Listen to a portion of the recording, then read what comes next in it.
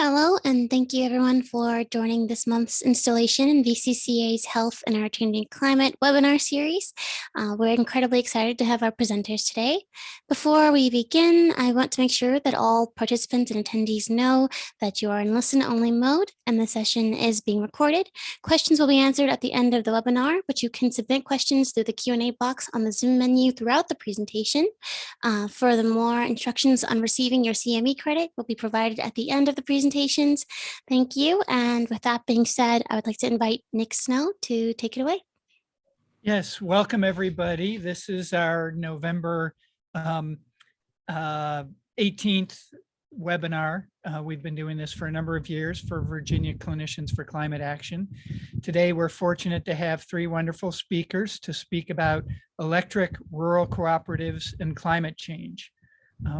I will introduce all three of them at the start, and then we will proceed with three presentations. The first speaker will be Andrea Miller. She is the founding board member, executive director of People Demanding Action.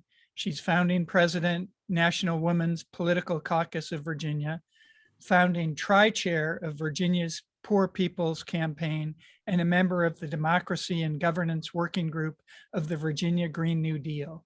Andrea is an IT and political director, a digital and elections strategist. She designs and administers digital phone banks and texting programs. From 2013 to 2015, she led the Progressive Roundtable on Capitol Hill, bringing together members of Congress, activists, and nonprofit leaders. Her expertise is in voting rights, climate, and the Equal Rights Amendment.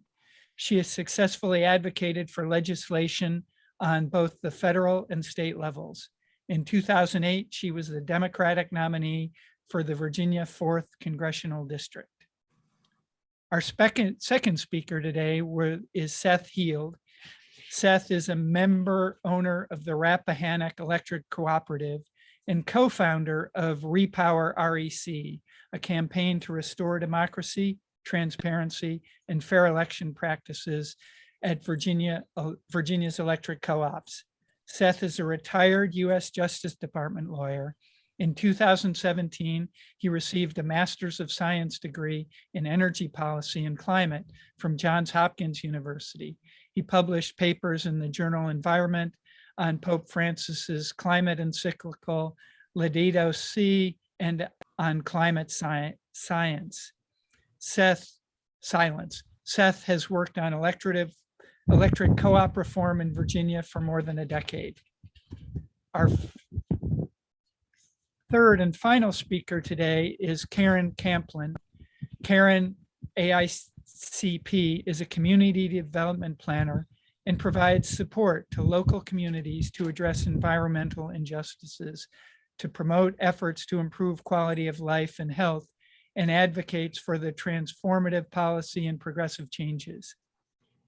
She is the founder of KTC Plan, LLC, and currently serves as the Environmental and Climate Justice Chair for the Virginia State Conference, NAACP, president of the Fairfax County NACP, and co-director of the Green New Deal Virginia Coalition. It is my pleasure to present all three speakers, again, to talk about the electric rural cooperatives and climate change. Thank you very much. Andrea? Thank you, Nick.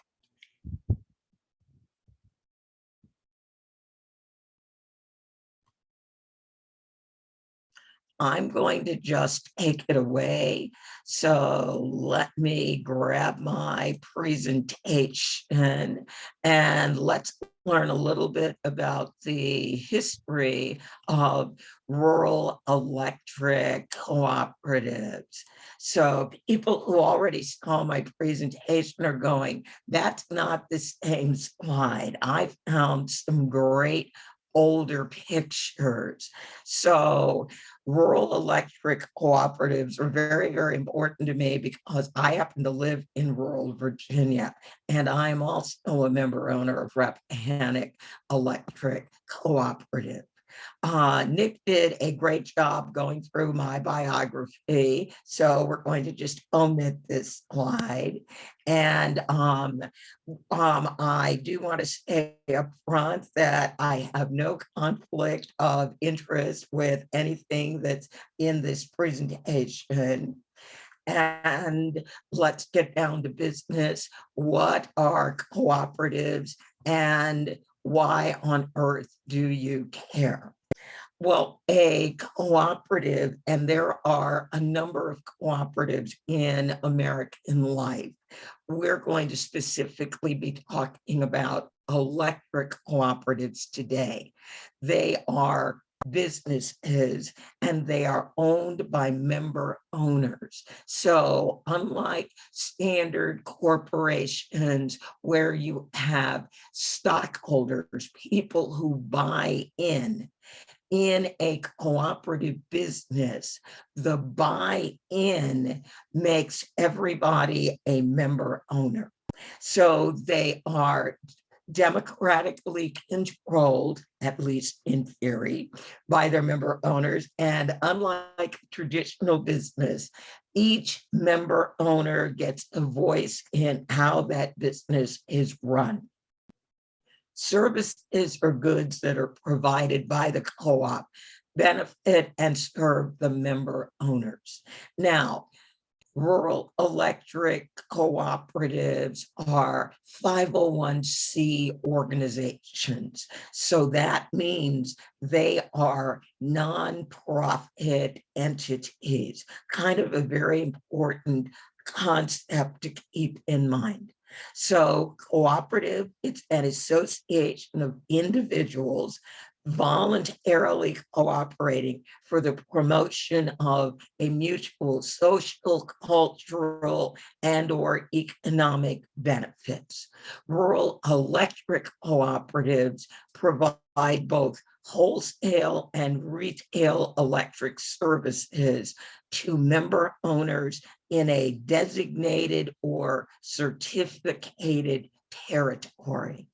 And that concept is also very, very important because that means that wherever or whatever was rural in 1936, when rural electric cooperatives were created, and in many places are now thriving golf course communities and everything in between, it guarantees that these rural electric cooperatives, these new developed communities, will remain their customers.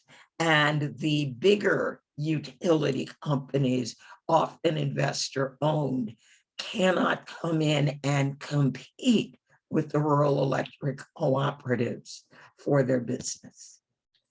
Now, when we're looking at delivering electricity, there are three kinds of companies that deliver electricity directly to consumers. Investor-owned utilities. These would be the Dominion Energy, the Pacific Gas and Electric Company. In many communities, these are the companies or corporations you love to hate. We also have municipal owned utilities, where in some communities, the county or the city itself actually, quote, owns or controls the electric service. And then what we're going to be concentrating on today, rural electric cooperatives. Now, where and how did these things come into being? The Rural Electrification Act of 1936, when FDR was president, boosted rural electrification from 10% of that should say country, not county, to an incredible 80% of the country in only 14 years. Rural electric cooperatives serve 56% of the country's landmass and more than 42 million Americans. So this is a huge entity that most Americans, if you are not served by one, have probably never heard of. Rural electric cooperatives also account for 1/5 of all carbon emissions and have 9 of the most carbon intensive utilities in the energy sector. 2/3 of all electricity sold to member owners by electric cooperatives is fossil fuel based. Now, how big are these things? They own 2.7 million miles of US electric distribution lines. They power 20 million businesses. There are 832 distribution cooperatives, and they are the foundation of the electric cooperative network. There are 63 generation and transmission cooperatives that provide wholesale power to the distribution co-ops. And Seth may talk about that later. When you look at this map of the United States, you can see that virtually every state has at least a couple of rural electric cooperatives in those states. When you look at the South, you can see that so many parts of the South are serviced by rural electric cooperatives, because remember, so much of the South and so much of the US was rural in 1936. Hopefully you'll be able to get, or you'll see this in your slide. Here's the mix of fuel that that cooperatives are utilizing. So they are a mixture of coal. So you'll notice that in 2014, coal was a huge amount of the energy they were using for generation. It has been reduced in 2019. And we've seen natural gas playing a larger role. Nuclear has been steady pretty much since 2014, and you're beginning to see the growth of renewables, although not as quick as most of us would like to see. This particular slide, I want to point out, it's down near the bottom, Old Dominion Electric Co-op, otherwise known as ODEC. ODEC is one of the cooperatives, or probably one of the lead cooperatives, that provides energy in Virginia and also into Maryland. So again, these are the generating co-ops. They provide the initial power. And what's very important is 59% of the power that these G&T produce is coming from coal. As a matter of fact, ODEC built a coal-fired plant roughly 11, 12 years ago. Now, to meet US and IPCC climate goals, rural electric cooperatives must replace 57,000 megawatts of fossil fuel power plants in roughly 14 years. The rural electric cooperative sector has about $100 billion in debt. Half of it is with the federal government, and the other half is held by a company called CoBank, which finances rural electric cooperatives, among other things, and other private lenders. Here's one of the challenges when we look at rural electric cooperatives. Electric cooperatives serve 90% of counties that are federally recognized for persistent poverty.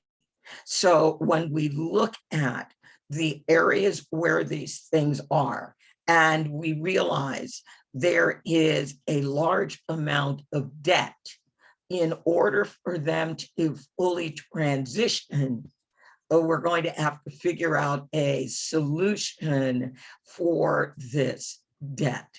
So imposing a compliance obligation on most rural utilities would create further debt and further increase prices for rural residents who already bear higher energy costs. We had an opportunity to work on surveying member owners in Alabama, Mississippi, and Georgia, and were very, very surprised to discover that in rural areas, in homes that were 1,000 square feet or smaller, residents were looking at monthly electric bills of $700.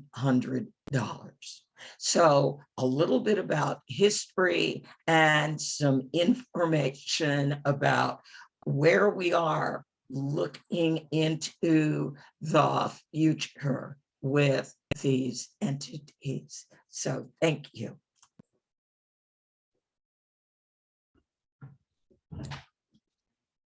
Thank you, Andrea. And I'll take it from there. I'm Seth Heald, co-founder of Repower REC. Let me do my screen share here. I don't have slides for everything I'm talking about, so I will leave it on this introductory screen a little bit. I first got interested in electric cooperatives and climate change back around 2010. That was when I'm a member of Rappahannock Electric Co-op, which serves portions of 22 counties in Virginia, stretching from the West Virginia border down to almost Charlottesville, and then east over to around Fredericksburg, and even east of Fredericksburg down to the tidal waters of the Chesapeake Bay. It's a large co-op, one of the largest in the nation. And in all the co-ops in Virginia jointly publish a magazine called Cooperative Living. It's the largest circulation Virginia-specific publication in the Commonwealth. More than 585,000 copies are distributed, and the magazine says it reaches up to 1.4 million readers 10 times a month. So it's almost monthly. And in the October 2010 issue of the magazine was a full-page column by a man who was claiming climate science expertise, but then he revealed that he's a software engineer. He was not a climate scientist, not a physical scientist. And he spouted a number of what I would call climate science denial views in that column, which I found to be outrageous. And I got in touch with the magazine's editors and challenged them on that, and they were a little defensive, but they refused to offer another full-page column to someone who had actual expertise, who could inform co-op members the truth about climate science and climate change. At that time, ODEC was, as Andrea mentioned, a coal plant. Andrea, I will correct you. ODEC wanted to build, back in 2010, what would have been the largest coal-fired power plant in Virginia. There was a massive effort by environmental groups opposing that, and a combination of that plus the fact that natural gas prices came way down around that time caused ODEC to abandon that plan. It did later build a natural gas-fired power plant instead. But at the time, clearly that article was put in the magazine to try to respond to people who were saying we really shouldn't be building a huge coal plant in Virginia in 2010. Fortunately, the cooperatives in Virginia are less forward about actual climate science denial, and they've moved to what I call climate silence, which is basically just ignoring climate change, not mentioning the words. And they do occasionally talk about clean energy or reducing emissions, but they really don't talk about climate change. And cooperatives follow 7 principles, and 2 of them are particularly important for our talk today. One is the principle of member education. A cooperative is supposed to educate its member owners, and those are the consumers, about the business and about the products that it sells, in this case, electricity. We all know, of course, that climate change is hugely affecting electric utilities, has been for some time, and will be pretty much forever. And so, in my view, electric cooperatives ought to be leading the way in educating consumers in their areas. And their magazine is the primary way they do it, but also through talks and through their websites, educating them about climate change, about the need to move away from fossil fuels, and explain how they're planning to do that and how they are doing that. Unfortunately, they're not doing it. And that's where I think healthcare professionals may have a role, especially if they do live in rural areas and are members of electric co-ops or know people who are. I will say ODEC does, even though it didn't build that new power plant, it does co-own a coal-fired power plant called Clover. It owns 50% of that, along with the big investor-owned utility Dominion Energy. And ODEC has not announced any plans to shut that plant down, even though I've heard it's not really all that economical. But it doesn't mention that for the most part when it communicates with its members. ODEC in turn is owned by 12 or 14 distribution cooperatives, including the one that Andrea and I belong to, Rappahannock. So it's a co-op owned by co-ops, which means that we, the consumers of the distribution co-ops, can make our voices heard in a way that you really can't do as a consumer of a big investor-owned utility like Dominion. So let's talk a little bit more about what co-ops in Virginia are and are not doing when it comes to climate change. They're not denying it so much, but they are silent about it. They do try to talk about their clean energy, and some of them have done some wind and solar, but not enough to really meet the challenge of climate change so far.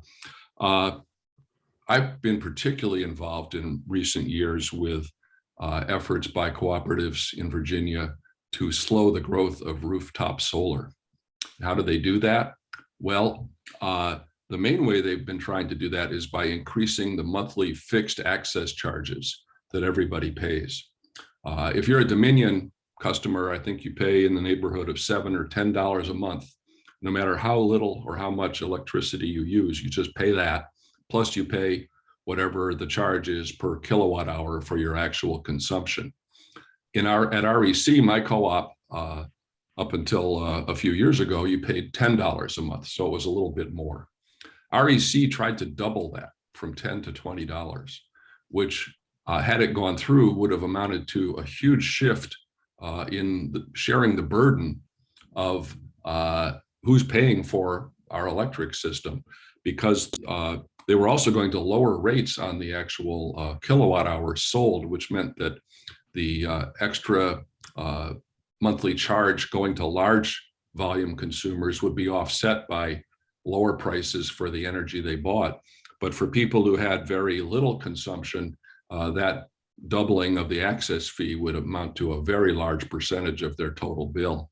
And the reason it's so significant for climate change is that when you do increase those charges for monthly fixed access, it does offset the benefits of investing in rooftop solar for your house, also investing in efficiency in your house.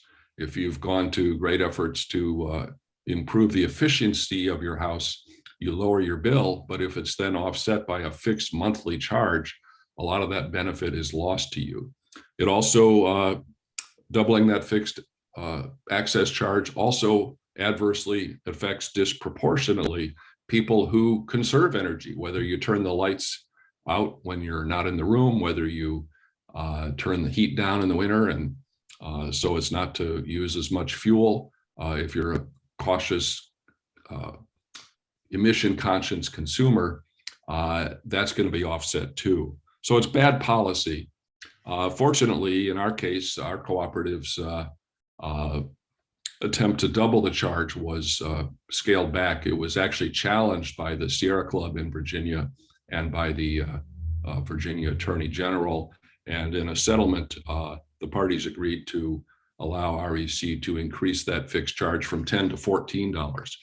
But another neighboring co-op, Shenandoah Valley Electric Co-op in Virginia, has successfully almost doubled its fixed access charge in recent years, and actually has a proceeding at the State Corporation Commission right now to do it even more.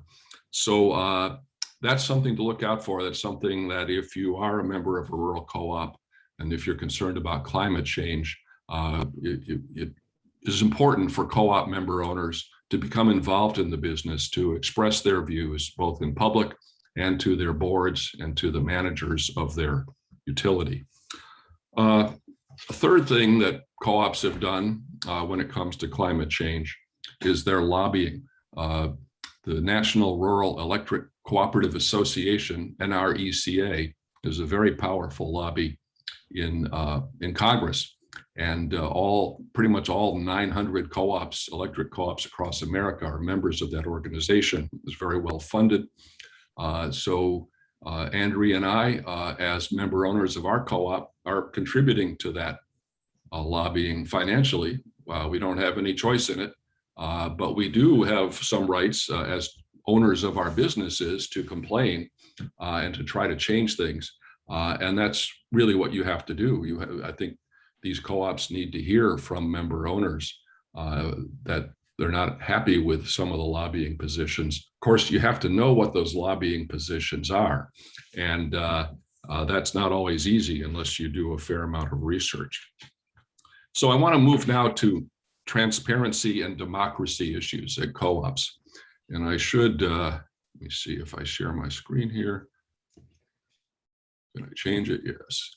I just want to show that up in Vermont, I just heard of this the other day, there's a co-op called Washington Electric Cooperative, and they have this statement on climate change on their website. And they urge the NRECA to support efforts to address global warming. They acknowledge global warming, they talk about it, and they, in this statement, educate their members about it. You won't find a statement like this on a Virginia Electric Co-op website. And that's something that probably we could make change if we were to push for that. I just throw that up there to show that, well, many electric co-ops are not good on climate change. Some are better than others. Let's turn to democracy issues at co-op. The main way that you can affect your co-op in terms of democracy is by voting in the elections. This is our co-op. The membership is in the neighborhood of 135 to 138,000. Every one of those members has one vote. And as you can see in the right-hand column, very few people vote in these elections. What that means is that if you can if you can campaign and run a good election, you might have a chance of changing a board seat. But there are some subtle ways that that's prevented that I'm going to discuss in a minute. The fact is that at most co-op boards, the incumbents tend to stay on for decades, and they are resistant to change.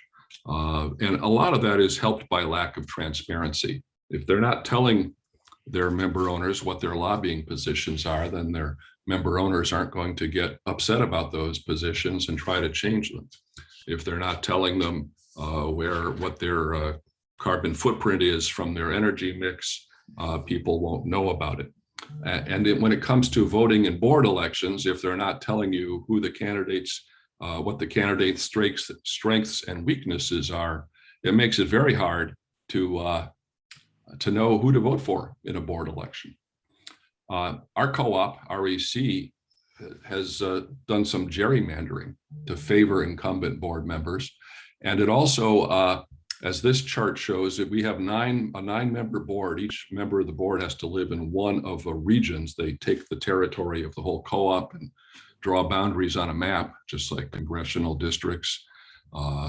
And what we discovered, we had to actually get this from REC in litigation at the SCC, is that some of the regions that REC has are almost three times bigger than some of the other ones. And there's really no good reason for that.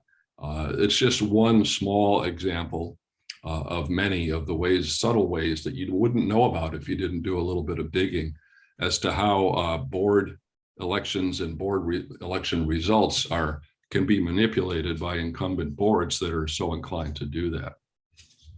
I'm going to leave that one up for a second until I get to the next one.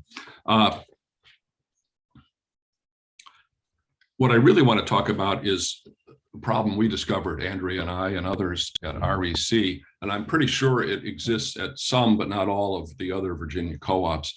And that is using proxy form of voting at annual meetings to give the board control, sometimes ironclad control of the election results.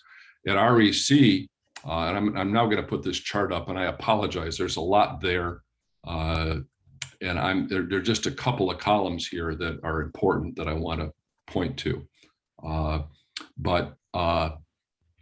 This shows the election results at our co-op from every year from 2010 through this last summer. And what the proxy form does, the way REC practices it, it allows you to designate the board of directors to cast your vote for you. But it also says that if you leave anything blank on the form, you will have automatically deemed the board to cast your vote for you. And so the upshot is that in the screen here, blank proxies as a percentage of the total, as many as 65%, and very often, more than half of all the total votes are controlled by the board of directors itself, which means that the board controls the election outcomes.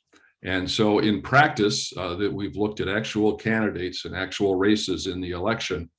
And if you go over to the last two columns, those really show that if you get those board controlled votes, you will win. In every case, the person who got those votes won. And if you lost the election, but had gotten the board votes, you would have won. So basically, there's no election in a period of 11 years where anybody had a chance of winning other than by getting the board controlled votes, and where whoever got the board controlled votes was guaranteed to win. What that means is the way the board does it, there's a 9-member board, they get these blank votes, and then they take a secret vote in the board meeting where 9 members vote, and if whoever the majority of the board votes for, that candidate wins, and it's almost always the incumbents. And this is how people stay on the boards for decades. We have some board members who've stayed on over 40 years. I do believe this is happening at other co-ops. I don't have all the evidence to show that. A lot of this we had to get from REC by asking for it over the years. Many co-ops don't put this sort of information on their websites. I will say that our co-op has become far more transparent as a result of the requests we've made to put much more information about the election process on its website. So I want to wrap it up by just urging you, if you are in a rural area or if you know people who are, use your position to try to get the co-ops to change. I think healthcare professionals are in a good position to do that. This Cooperative Living magazine, I would urge physicians or others to write articles and columns and ask Cooperative Living magazine or your local co-op to publish those and point to the cooperative principle of education. Also, you can write opinion columns pointing out the need for democratic reforms or for better clean energy policies at your co-op. So I'm going to just go back to my email address, leave it up for a second. I'd be happy to hear from anyone who would like to talk more offline about how you can work, if you are in an electric co-op territory, to help make your co-op more democratic. And with that, I will turn it over to Karen. Great, thanks, Seth.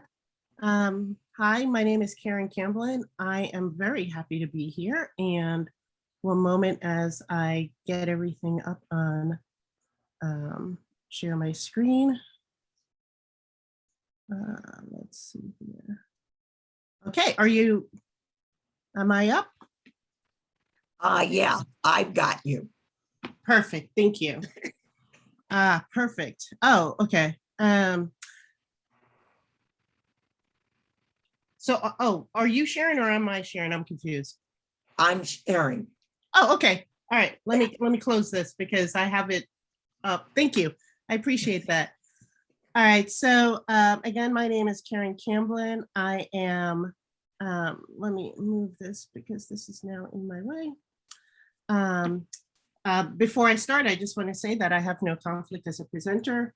And thank you, Nick, for the wonderful introduction earlier today.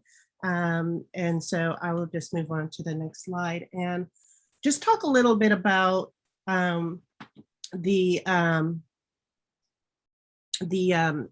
background of the environmental climate and environmental justice and climate program that is part of the NAACP. So just very briefly, this program started approximately 10 years ago, and the original intent was to combat the ill effects of the coal industry on the Black and communities of color and communities of low wealth. It's an 11-year-old program, and since its beginning has evolved into a very strong and robust and very comprehensive program in which in 2020 at the NAACP annual conference, it was identified as a game changer. So what is the game changer within NAACP? Game changers are issues that have significant influence on the socio and economic advancement for the Black community, communities of color, as well as vulnerable communities. And so we're mandated by 3 main goals as part of the ECJ program. The first one, reducing harmful emissions, which falls right in line with energy justice and the just transition to clean energy.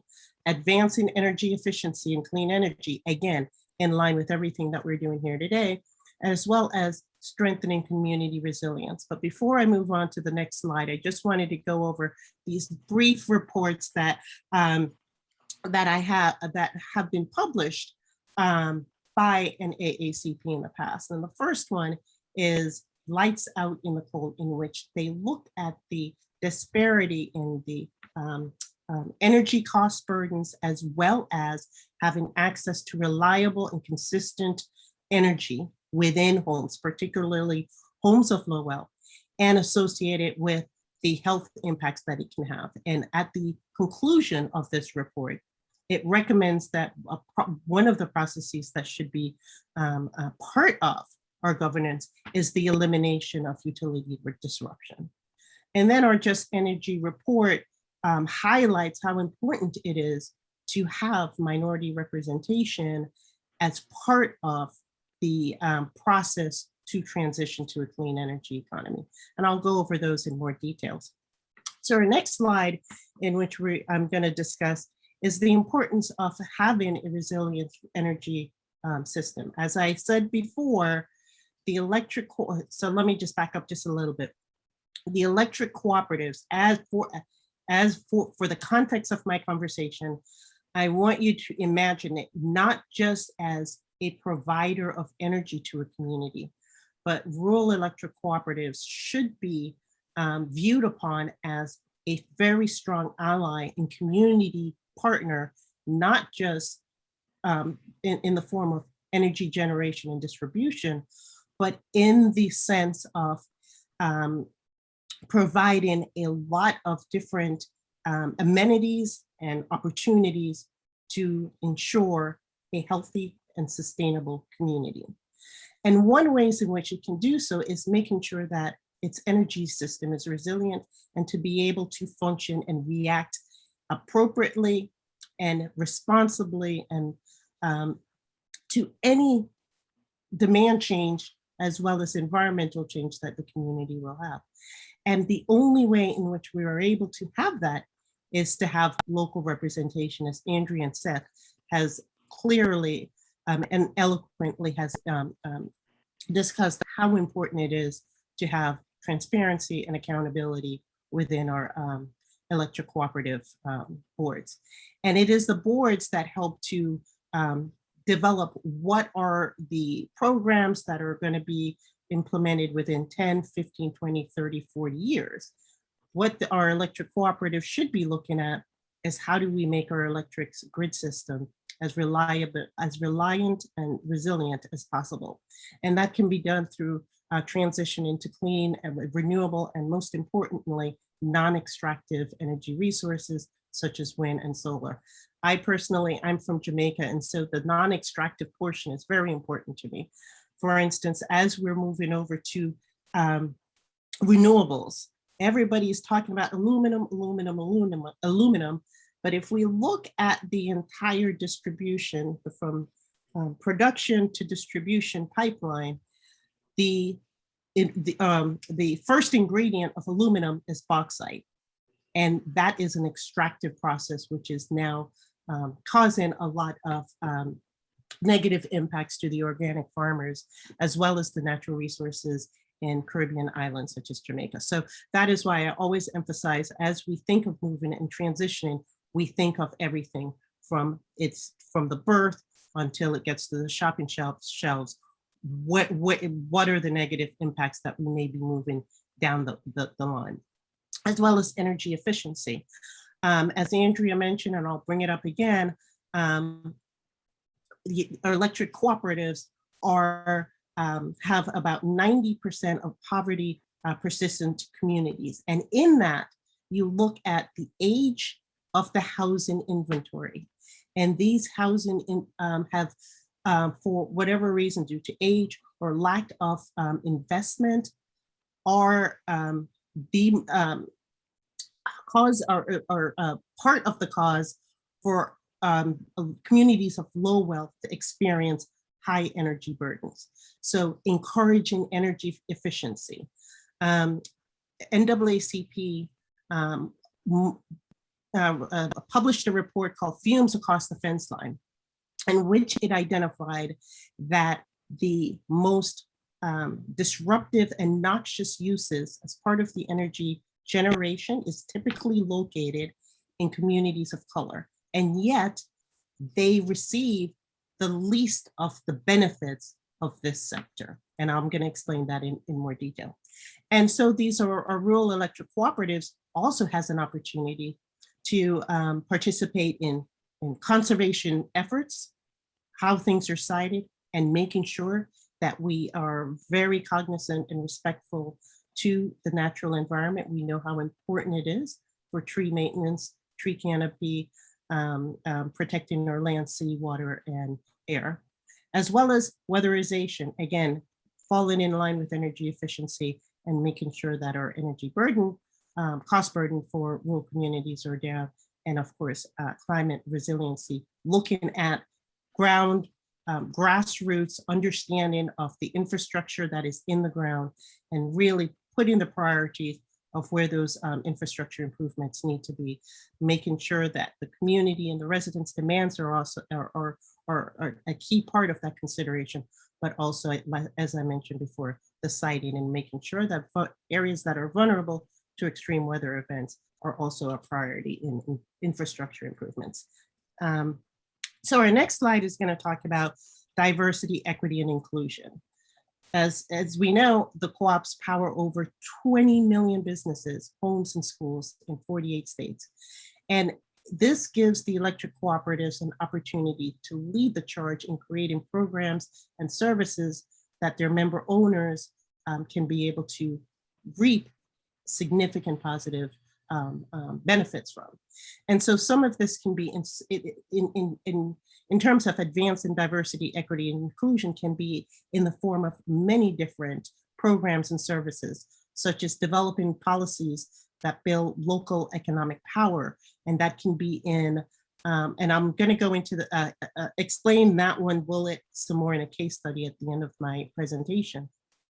But providing members education opportunities, as Seth said, to understand what the cooperatives are and to make sure that they understand how and when they can be able to participate, as well as making sure that the community schools have access to STEAM programs and resources to make sure that they have the pipeline of the engineers and everything with careful consideration to communities of color and vulnerable communities, as well as, most importantly, being very responsive to the needs of the customer members.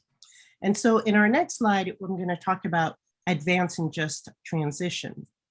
As we transition over to the clean energy economy, we have to be and do whatever we can to make sure that it's done in a way in which it's equitable for all. We identify that there are disparities, we identify that there's health impacts, and this is an excellent opportunity for us to start healing the vestiges of discriminatory and Jim Crow era laws from the past, and really focusing on those communities that have experienced disinvestor for decades, and be able to make sure that as we transition to clean energy, that everybody's able to reap the benefits. And so we really have to look at what are those issues now and identify those solutions. And so providing bill assistance and making clean energy affordable, that kind of falls in line with making sure that we no longer have those utility disruptions, particularly during extreme weather events, as well as for those who are reliant on medical support. And figuring out ways to lower energy cost burdens, having equitable utility rates, as well as supporting energy efficiency. And they are also very primed to helping to expand high-speed broadband, particularly in the rural areas. And then, so my next and final slide is talking about what are some of the programs that are currently in effect that are doing all of these things. There's still a lot more that needs to be done, but it's very important that we get members to have a very active role in the development and implementation of these programs. So Andrea and I are on a team together in which a couple years ago, there was a bill, Senate Bill 754, which gave all of the 13 electric cooperatives in Virginia authority to develop a cost-effective energy efficiency upgrade with on-bill cost recovery, or short pays. And so this allows for the members to be able to work with, they will get a home audit where we'll look at the health of the home, as well as the efficiency of the home. How much energy is seeping out through cracks in the window, under the door sills, those types of things. And then through consultation with experts, they will identify what is the most appropriate energy efficient method that they can incorporate into their homes and have that improvements in order to lower their energy cost burden. The bill also gave all of the different electric cooperatives an opportunity to develop how it's going to be, how this program is going to be implemented. However, they were required to have a public engagement process prior to finalizing what that plan is and prior to implementing it. And so the Rappahannock Electric Cooperative, which is the largest in Virginia, is the first one to do so. All of the other 12 rural electric cooperatives are waiting for Rappahannock to complete their program. And then it is believed that whatever the PACE program that the Rappahannock or REC develops is what the other 12 electric cooperatives are going to be a part of it. Now, when we first heard of this, no one knew about it except for industry insiders. And we developed a very small ragtag team of energy and social justice organizations and members within the Rappahannock District. And we developed a series of concerns and recommendations that we wanted to have. And we presented it to REC, the board, as well as to the leadership staff. And through that coalition, we were able to get changes. So it does show how important it is to have community participation and providing feedback into REC. Now, I'm not saying that we're all done. There's still a lot left to do.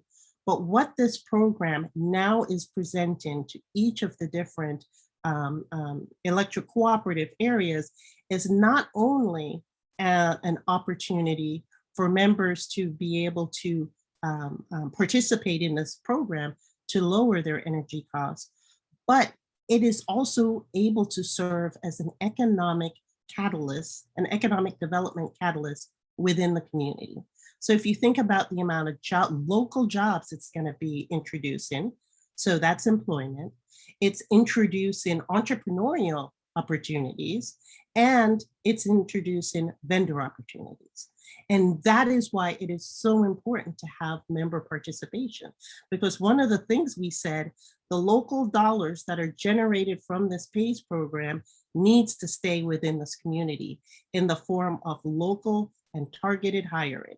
We need to prioritize the homes and the structures that have the highest cost burden, energy cost burden, to be prioritized as participants in this PACE program. And we need to make sure that all of the information involved in this PACE program is accessible and transparent. We were able to get them to, it's not where we want it to be, but we got it.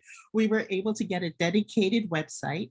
It is a lot simpler to find information on this PACE. And we also said the first 3 community involvement meetings that they had did not provide enough information as well as opportunities for the members to be able to interact and have a 2-way dialogue with the team that was making the final design criteria. And what did they do? They introduced the 4th meeting, they presented it, and they had answers for us that not only address real-time questions, but provided a 2-way feedback loop on some of the comments they received in the past and how it was implemented or not implemented. And so it's very important.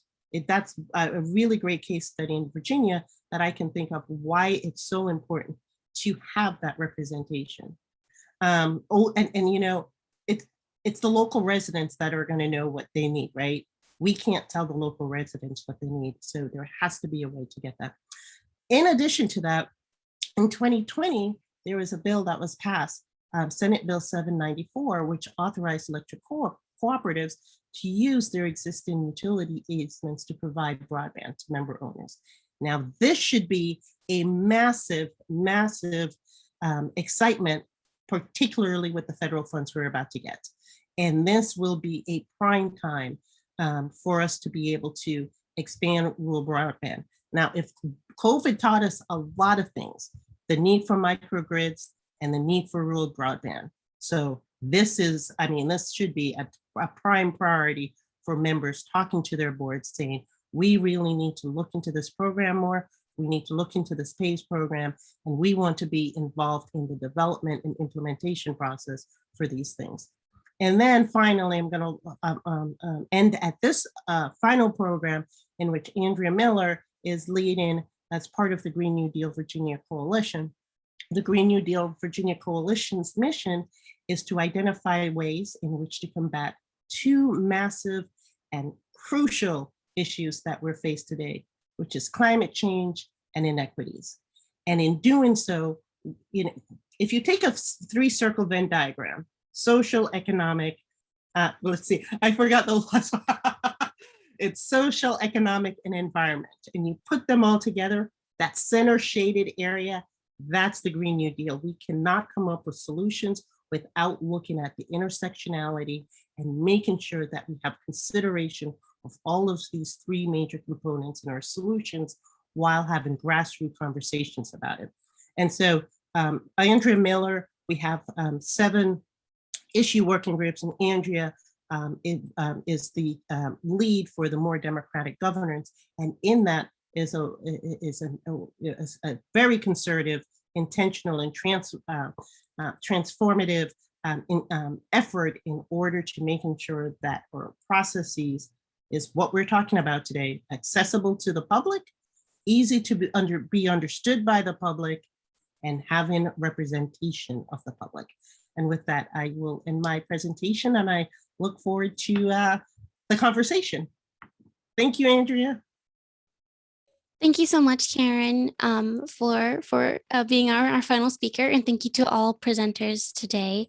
I do feel that a number of things that were discussed were facets that I had no idea about, and I'm incredibly honored to be able to learn about rural electric cooperatives today with all of you.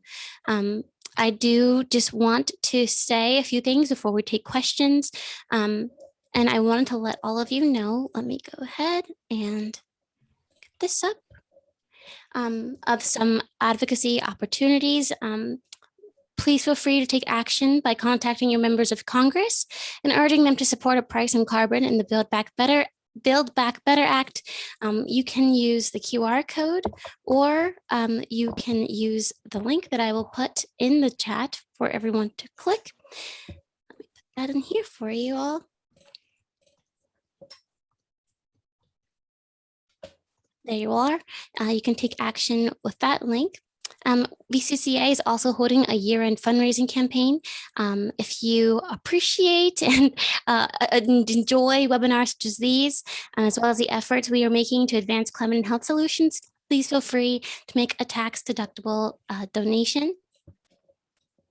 And finally, I want to inform everyone that you can obtain CME credit by using the QR code here, and you will be emailed instructions on that CME credit following the webinar. And we will now open the floor to questions for our presenters. Okay. Again, thank you so much for your inspiring and informative discussions. As a REC member, I've learned a lot about what I've been participating in for the last number of years. And having solar panels and net metering, just sort of watching that connection price go up. So thanks, it's given me a reason to go forward. We have a few questions both in the chat and that I'd like to pass on. One is to all the panelists from Dr. Adud, is how does our rural electric cooperatives sort of get reimbursed?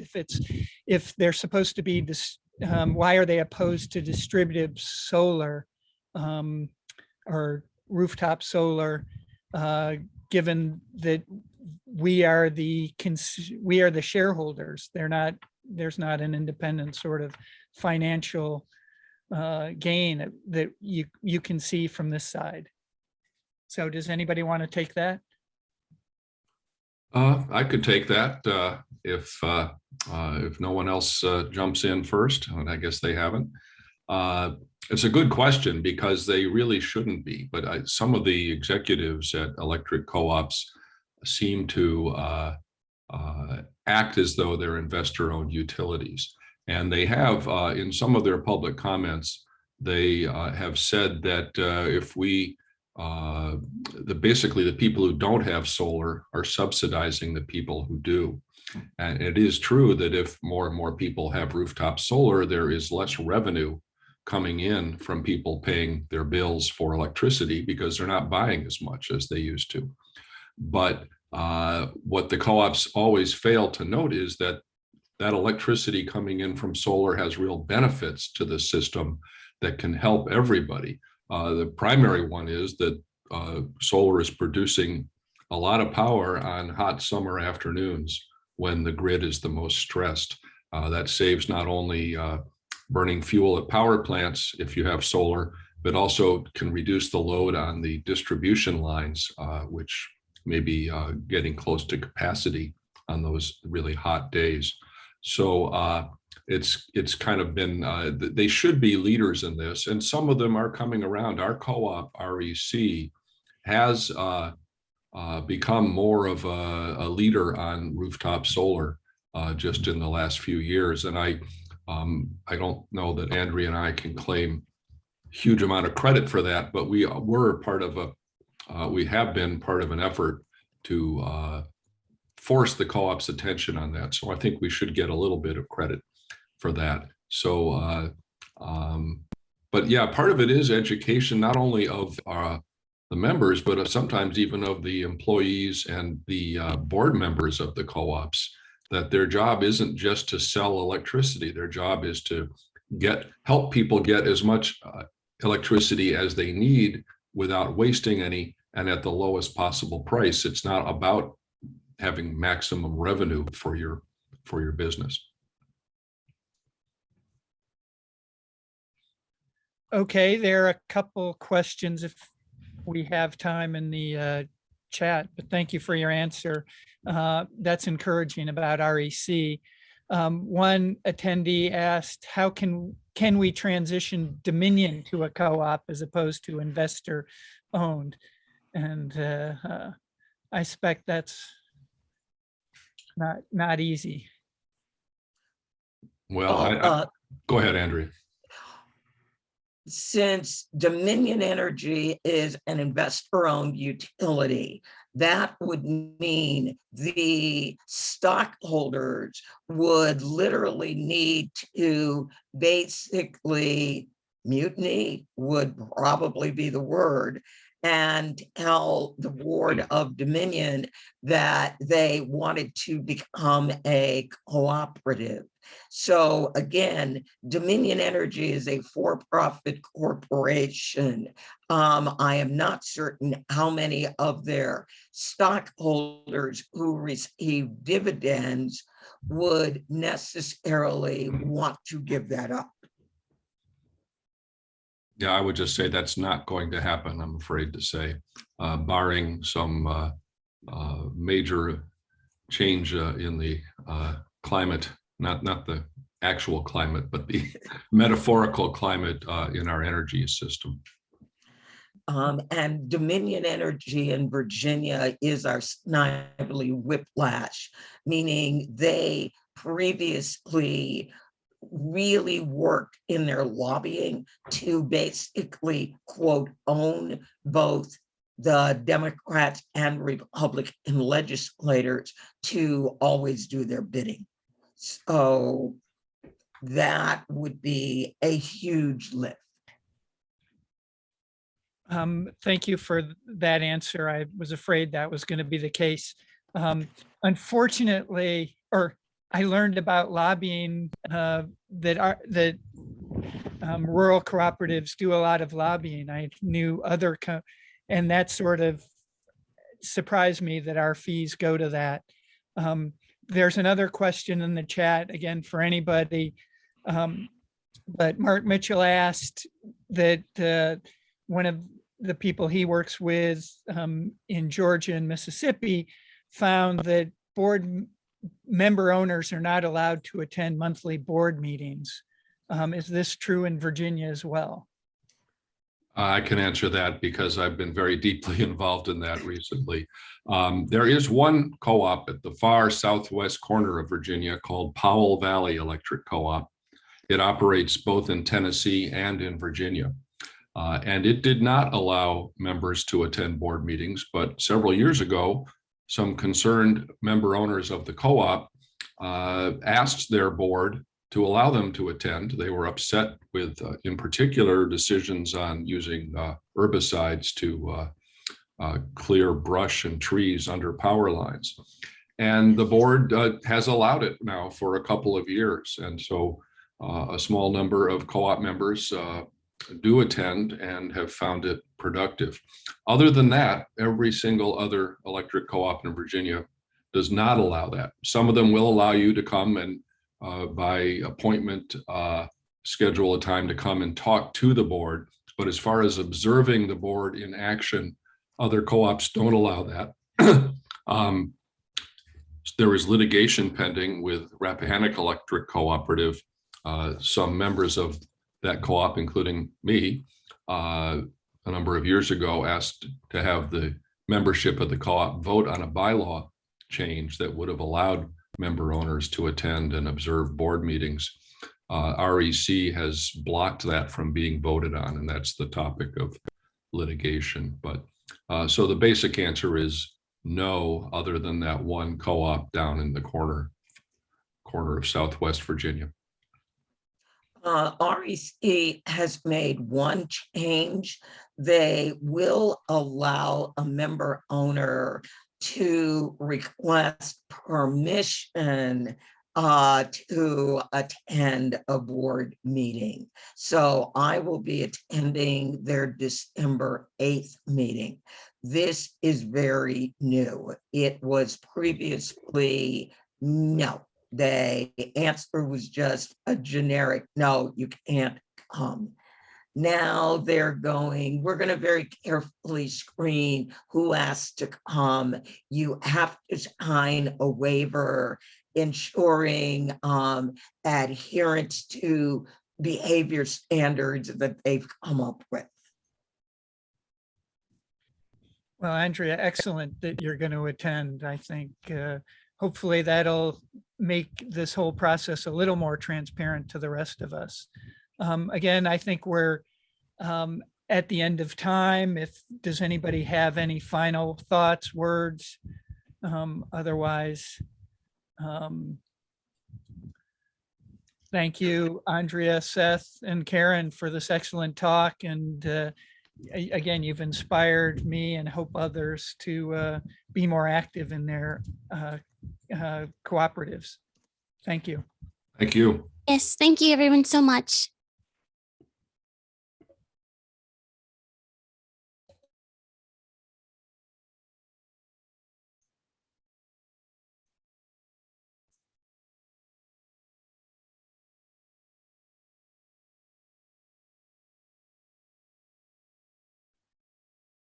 This now concludes our webinar. Thank you again to everyone and have a great day.